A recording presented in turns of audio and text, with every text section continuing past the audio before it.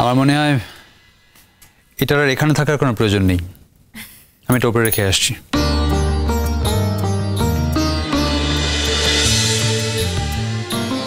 দেখ বাবা, এবার মতো সংসারটা বেঁচে গেল, বুঝলে কাবু? হ্যাঁ, আমি তো ভয় পেয়ে গেছিলাম যে সত্যি সত্যি বোধহয় গেল। কথা মা, দেখতেই পাচ্ছ তো আমাদের কত বয়স হয়েছে, আমরা কতদিন বাঁচবো বলতো? হ্যাঁ, তুমি না আর কোনো ভাঙাভাঙির মধ্যে যেও না গো, কেমন?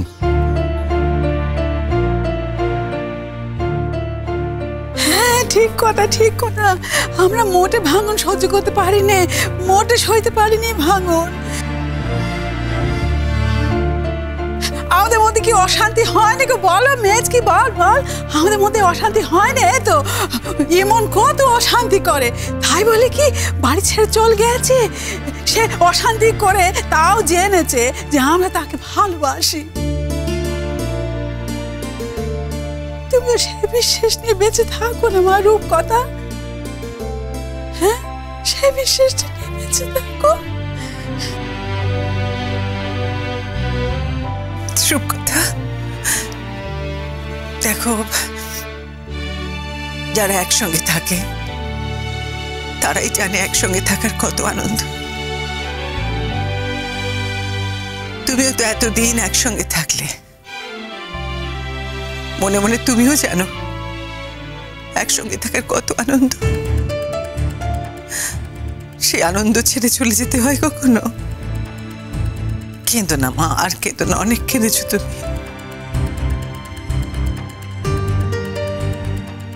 যাও,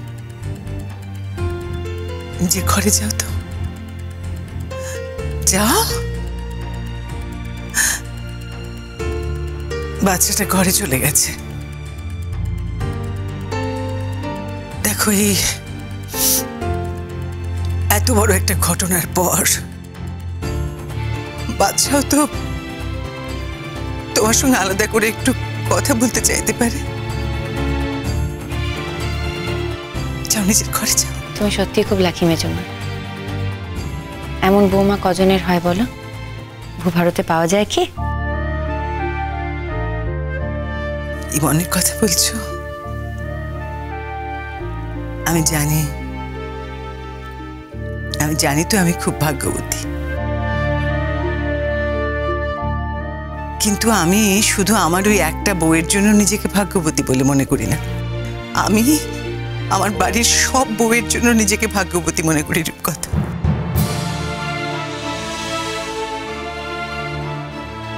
এই যে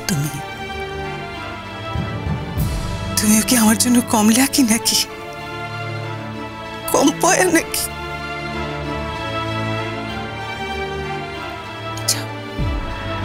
ঘরে যাও।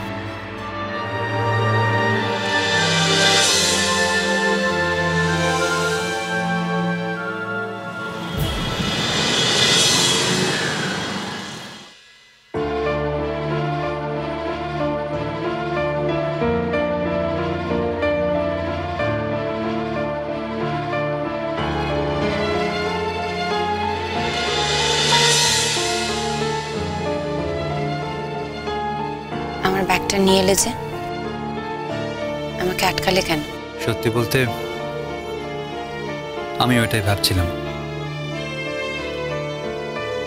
কেন এরকম করলাম, কেন আটকালাম তোমাকে? আমি তো তোমাকে মুক্তি দিতেই চেয়েছিলাম। তুই যখন ব্যাগটা নিয়ে বাড়ি থেকে চলে যাচ্ছিলে একেবারে চিরদিনের জন্য, আমি জানি না বুকের ভেতর কি একটা হলো।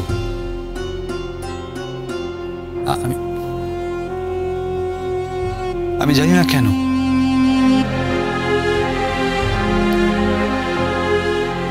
আমি তোমার সঙ্গে থাকার যোগ্য নই। তুমি তো আমার সঙ্গে থাকতে চাওইনি, আমি তো তোমায় জোর করে আটকে রেখেছি, তাই না? বাড়ির লোকজন সবাই মিলে তোমাকে জোর করে আটকে রেখেছে। সেটাই তো বুঝতে পারছি না, বাড়ির সবাই মিলে এরকম দয়া করে আমাকে আটকে রাখলো কেন? হয়তো দয়া কেউ করেই নি, তুমি বুঝতে পারছো না। তাহলে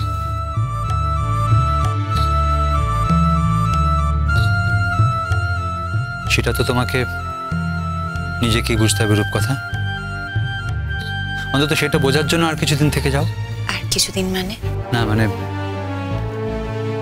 চিরকালের জন্য থেকে যাও বলার মতো দুঃসাহস আমি তোমায় দেখায় কি করে বলো? দুঃসাহস? হ্যাঁ তাই, কারণ আমরা যারা তোমাকে আটকাতে দিয়েছি, তোমার মনে হচ্ছে আমরা তোমাকে দয়া করেছি। তো যতক্ষণ তুমি বুঝতে পারছো এটা আসলে দয়া না মায়া না ভালোবাসা, তুমি নিজে যতক্ষণ না নিশ্চিত হচ্ছ সে ব্যাপারে, ততক্ষণ তোমাকে জোর করে আটকাই কোন সাহসে? শুধু একটাই কথা বারবার ঘুরপাক খাচ্ছে মনের মধ্যে, না থাক। এমনও বলছিল সব কথা না তোলাই ভালো, থাক এসব কথা। কিন্তু কথাগুলো যদি আমাকে নাও বলো, মনের মধ্যে তো সেই ঘুরপাক খাবেই না। তাই বলছিলাম, কথাগুলো যদি মনের মধ্যে ঘুরপাক খায় না, তাহলে তুমি আমাকে বলে দিও, আমি আবার তোমাকে বুঝিয়ে বলতে পারবো, সেটাই বেটার হবে। না কি হয়, মানুষ তো অনেক সময় মুখে যেটা বলে সেটাই ভেতর ভেতর ভাবে। এই যে তুমি বললে না যে আমি তোমার সন্তানের বাবা আমি নই, তবে না আসলে কি তুমি ভেতরে ভেতরে তোমার সন্তানের বাবা হিসেবে অন্য কারো কথা ভাবো? সত্যি বলবে আমায়? না না সত্যি না? তুমি বিশ্বাস করবে না সেটা তোমার ব্যাপার, আই ডোন্ট নো।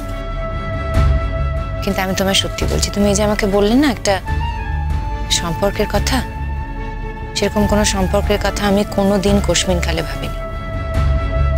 হ্যাঁ, আমি রনকে ভালোবাসতাম,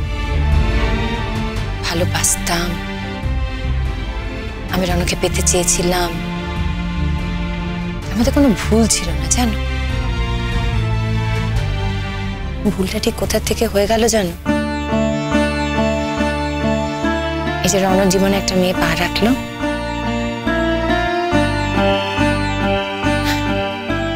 আর আমি তখন থেকে ওই মেয়েটাকে আঘাত করা শুরু করলাম। ভীষণ বড় ভুল হয়ে গেল। আমি ওকে আঘাত করতেই থাকলাম। আর যত আঘাত পেল আমি সুখী হতে থাকলাম। কি অদ্ভুত, অন্ধ হয়ে গিয়েছিলাম।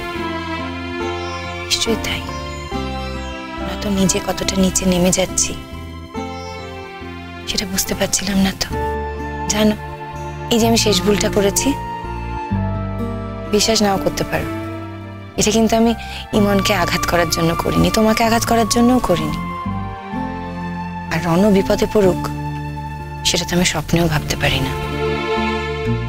পরখ করতে গিয়েছিলাম। আমার মনে হয়েছিল এই যে রণ ইমনের সঙ্গে এত সখ্যতা, ওদের এত বন্ডিং, এটা সত্যি নাকি কোনো এক্সটার্নাল আঘাত এলেই একদম চুরমার হয়ে যাবে। আসলে রণই আমাকে একবার বলেছিল যে ইমন তো বাচ্চা মেয়ে, সেজন্য ওর উপর ওর মায়া পড়ে গেছে, আর আসল বন্ধুত্ব তো রণর আমার সঙ্গে। বলেছিল রণ, আসল বন্ধুত্ব ওর আমার সাথে। আমি না প্রমাণ পেতে চেয়েছিলাম রণর এই কথাটার। প্রমাণ পেতে গিয়ে আমি ভাবলাম যে বাইরে থেকে একটা আঘাত দিয়ে দেখি না।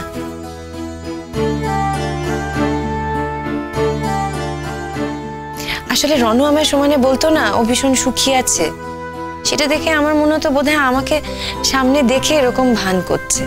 আসলে বোধহয় অতটা সুখীও নয়।